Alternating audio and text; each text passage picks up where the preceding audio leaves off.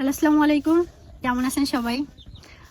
আশা করি সবাই ভালো আছেন। আমি একটা ভিডিও ছাড়ছিলাম, আপনার হচ্ছে একটা মুসলিম মেয়ে হিন্দু হইছে, মানে হিন্দু ছেলেকে বিয়ে করছে।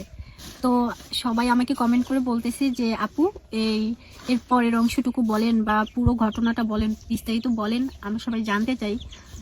তো সেক্ষেত্রে আমি ভাবলাম যে একটা ভিডিওর মাধ্যমে আপনাদের সম্পূর্ণ বিষয়টা বা সম্পূর্ণ ঘটনাটা বলা উচিত, তাই আর কি আজকে ভিডিওটা করলাম। ওই মেয়েটার বাসা হচ্ছে কি ডাকুব থানা, আমাদের চালনা যে গ্রাম, ওইখানে আর কি বাড়ি মেয়েটার। আর মেয়েটাকে আমি অতটাও ভালো করে চিনি না, দেখি নাই ওইভাবে কখনো। আমার আব্বু বা আমার আশেপাশে, আমাদের গ্রামের আশেপাশে কিছু কিছু মানুষ ওই মেয়েটাকে চিনে, আমার ফ্রেন্ড সার্কেলের টুকটাক সবাই ওই মেয়েটাকে চিনে। আর ওই মেয়েটার সাথে ছেলেটার পরিচয় হয় অটোতে করে যাচ্ছিল তখন ওই মেয়েটা আর কি ছেলেটাকে একবারাই বলে যে হচ্ছে এটা আপনার পরিচয়। তারপর ছেলেটা পরিচয় দেয়, দেন মেয়েটা বুদ্ধি করে পরিচয় দেয় সে হিন্দু, নাম শ্রেয়া এটা বলে। তারপরে যে হচ্ছে বলে আপনি আমাকে বিয়ে করবেন। পরে ছেলেটা ভাবলো যে হিন্দু, তাহলে বিয়ে করা যায়।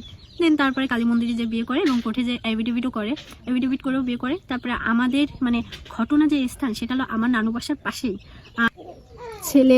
ছেলেরা মানে যে ছেলেকে বিয়ে করছে, যে হিন্দু ছেলেটাকে, ওরা অনেক দিন যাবৎ আমার নানু বাড়ির পাশেই থাকে। স্থানীয়ভাবে সবাই ওদের চিনে, খুব ভদ্র ওরা। হ্যাঁ, আমি মনে করি ছেলেটার দোষ আছে, ছেলেটা কেন দেখে শুনে করি নাই। কিন্তু মেয়েটা প্রচুর চালাক, এতটা চালাক যে হিন্দু পাড়ায় যে ছেলেটাকে বলছে যে আছে এটা আমার বাসা, আমার বাবার নাম শঙ্কর, মার নাম যেন কি একটা বলছিল, আমার মনে নাই। তারপরে ছেলেটা কালী মন্দিরে যে বিয়ে করে, এভিডেভিট করে, তারপরে 2 মাস সংসার করতেছে আমার নানু বাড়ির পাশেই। পরে 2 মাস সংসার করার পরে মেবি মানে শুনছি আর কি বাচ্চা অ্যাবর্শন করতে গেছিল 250 বেড, তখন আর কি ওইখান থেকে ডক্টর কল করছিল তার শাশুড়ি আমাকে। দেন তারপর ওইখান থেকে তার পরিবার মানে ওই হিন্দু ছেলে ফ্যামিলির লোকজন জানার পর থেকে মানে 4 দিনের মতো বুদ্ধি, মানে আশেপাশে মানুষের থেকে বুদ্ধি নিতে নিতে পরে সবাই জেনে যায়, পুরো এলাকার মানুষ আমার নানু বাড়ির।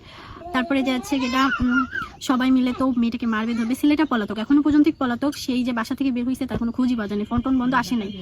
তারপর আমি যেদিন ভিডিওটা করছি আমি নিজে স্বয়ং ঘটনাস্থানে ছিলাম। মেয়েটার ভিতরে নিম্নতম ভয় বলতে কিচ্ছু নাই, যে সে ইসলাম ধর্মকে অবমাননা করছে, যে তার ভিতরে যে একটা ভয় থাকবে, সেই ভয়টা কিচ্ছু নাই তার ভিতরে। সে হেসে হেসে কথা বলতেছে আর ফাজলাম করতেছে, পুরো ফানি, মনে হচ্ছে সাইকো। যাই হোক, তারপরে আমার নানু আর ওই ছেলের মা, আমার আর 2টা মামা সবাই মিলে দিয়ে আসে তাকে তার বাবার বাড়ি যাওয়ার পরে তার বাবার থেকেও ঘটনা শুনলো যে মেয়ে কেমন, মেয়েটা সৎ মা আছে তাও বলে ভালো, আমার নানি আমাকে বললো। প্লাস এখান থেকে আমার আব্বু আরো কয়জন কাকুরাম মেবি দিছে আর কি, নানি বললো যে আরো অনেক মানুষ দিচ্ছে। পরে আব্বুর কাছ থেকে আমি শুনলাম সবাই গেছিল, যাওয়ার পরে মেয়েকে বুঝাই টুজায়, মেয়ের গায়ে হাত ওইভাবে দেওয়া হয় নাই, মেয়েটাকে যতটা মারা উচিত ছিল মেয়েটার গায়ে সেইভাবে হাত তোলা হয় নাই দেখে মেয়ে একই অন্যায় আবার করছে। ওই মেয়েটাকে দিয়ে আসার পরের দিন ওই মেয়েটা আবার চলে আসে ফুলবাড়ি গেট RRF এর সামনে, খুলনা ফুলবাড়ি গেট RRF এর সামনে, একটু ভিতরে রেল লাইনের সাইডে, ওইখানেই আর কি ওই ছেলেটার বাসা। ওইখানে আর কি চলে আসছে। আসার পর পুলিশ তাকে আবার দিয়ে আসছে তার বাবার কাছে, প্লাস আবার চলে আসছে। আসার পরে তার বাবা তাকে তেজ্যপুত্র করে দিছে, মানে তেজ্য কন্যা করে দিছে। করে দেওয়ার পরে সেই মেয়ে আবার রাত্রেবেলা 2 দিন আগে ছেলের বাসায় উঠছে।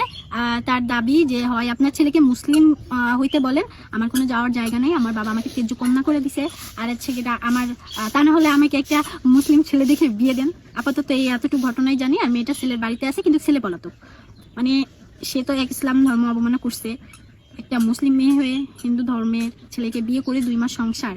তারপরে ওই মেয়েটার যে শাশুড়ি, যে হিন্দু যে মহিলাটা, যে শাশুড়ি, ওই আন্টিটা আসছে কিনা বলতেছে যে আমি বিয়ে করে আসার পর কখনো আলপনা কেমন দিতে হয় আমি জানতাম না, পোশাক কেমন কাটতে আমি জানতাম না।